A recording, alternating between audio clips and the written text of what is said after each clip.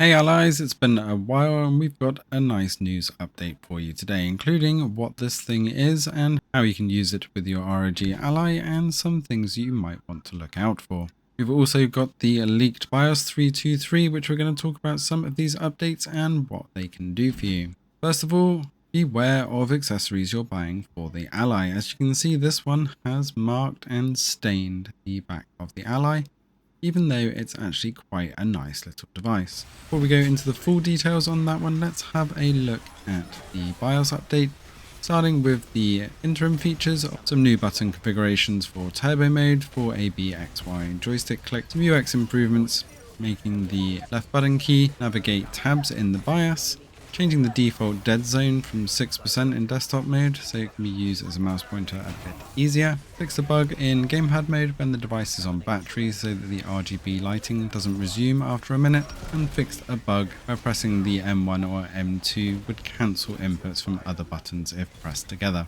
Now the one that's causing a lot of interest in this update is actually what's dubbed as a UX improvement, which it's not, of adding a 30-watt support when plugging in 65-watt or higher wattage adapters.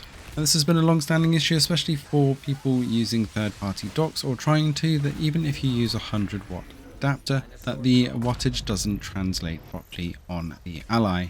In our testing previously, this is because it needed a minimum of 3.25 amps passing through at 20 volts to make that 65-watt value, or 5 amps at 20 volts to give you your 100 watts. Some of the other adapters do this with different voltage and ampage, usually keeping the ampage under 3 amps. So it'll be very interesting to see how they've tweaked this, to see if those other adapters work, and most importantly whether the 3 amp max on a lot of the third-party docks actually allows this to pass through now and give us the 30-watt turbo mode. A couple of other minor adjustments that they've given us is they've modified the minimum backlight value from 25 nits down to 10 so you can really dull down that screen. They've updated the charger pop-up notification if you update the armory crate as well.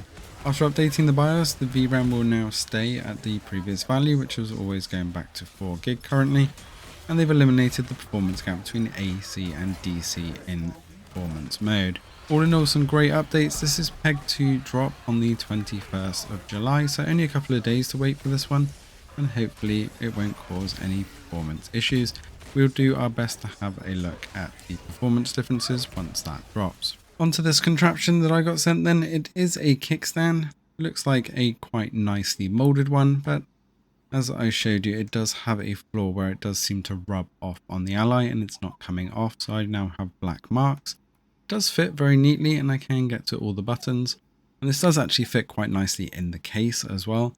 However, practicality of this on other situations, well, that's going to be down to you guys.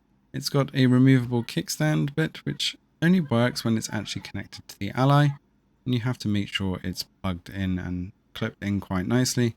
As you'll see, even with the Ally flat, it does actually protrude off the bottom slightly, so not the greatest of design for keeping things neat and tidy. And if you do try and pop it without being a little bit more tender with it, it does easily fall off. Otherwise, the kickstand is actually quite sturdy and has a great range, going from highly tilted to pretty much upright.